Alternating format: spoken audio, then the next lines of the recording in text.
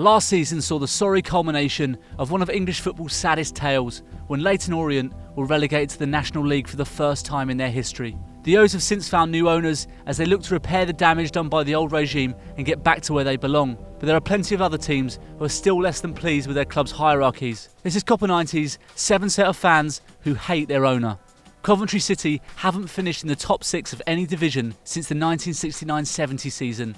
And if that wasn't bad enough, they're embroiled in one of the most bitter feuds between fans and owners in English football. The SISU hedge fund group stepped in to save the club from administration in 2007, but points deductions, relegations and a season playing home games 34 miles away at Northampton Town's Sixfield ground have defined their era in charge of the club.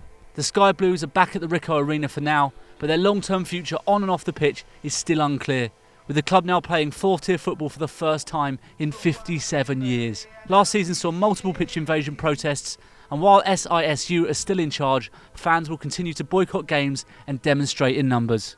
Blackburn Rovers. When the Venky's group took over at Blackburn in 2010, Sam Allardyce was swiftly shown the exit door, and there was talk that high-profile signings like David Beckham and Ronaldinho would soon be arriving in Lancashire. With fans turning on the owners and Steve Keane, the club tried to organise a concert featuring David Guetta, Akon and Kelly Rowland at Ewood Park to demonstrate their commitment to the club. Last season, fans were so dissatisfied that an independent candidate running on a Venky's Out manifesto received more votes than the Liberal Democrats at the 2017 general election. Rovers now find themselves in League One, worlds away from the glamour of music and football megastars, and the mood towards the Venky's is more toxic than ever. Charlton Athletic. Charlton owner Roland Duchatelet's short tenure in charge of the Addicts has been blighted by on-pitch mediocrity, a flurry of less than successful managerial appointments and friction between the fans and the club hierarchy. A fan group called CARD, the Coalition Against Roland Duchatelet, are so upset with CEO Catherine Mier and Duchatelet's apparent indifference towards the club that they travelled to their native Belgium to demonstrate against them. They've also hosted a number of memorable match-halting protests, including joint demonstrations with Coventry, where they threw inflatable pigs onto the pitch, and a mock funeral marking the death of the club in a match against Middlesbrough in 2016. Despite hope of a new buyer, Charlton fans are still suffering Roland's regime. If things don't go so well on the pitch, we may see even more serious protests. Hull City.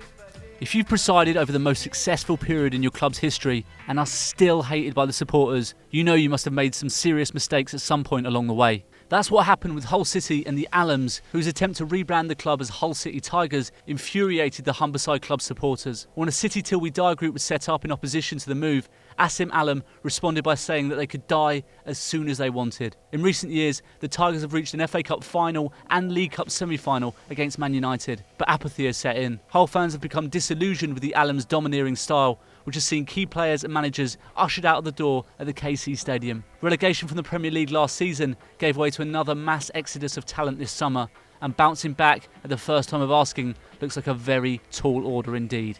Newcastle United. When Mike Ashley first took over at Newcastle United, he was a popular, replica-shirted figure who watched games in the stands with supporters and brought back fan favourite Kevin Keegan as manager. However, 2 Premier League relegations and renaming St James's Park the Sports Direct Arena have seen his stock plummet considerably in the North East. Ashley's determination to run the club as an extension of his profit-driven business empire and his perceived lack of spending and support for Rafa Benitez rankles with the passionate Geordie fan base.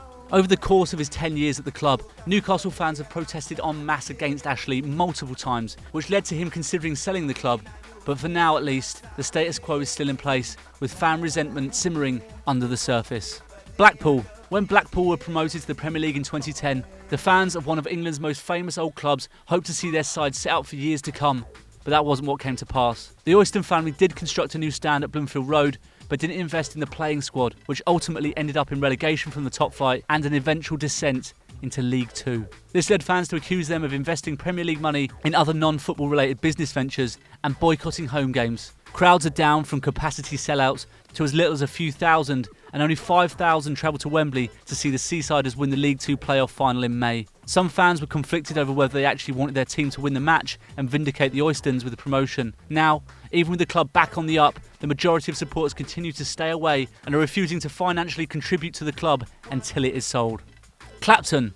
Lastly, down in the 9th Division of English football, Clapton's passionate left-leaning ultras group are locked in a dispute of their own with the club's owner Vince McBean, and the relationship has reached breaking point.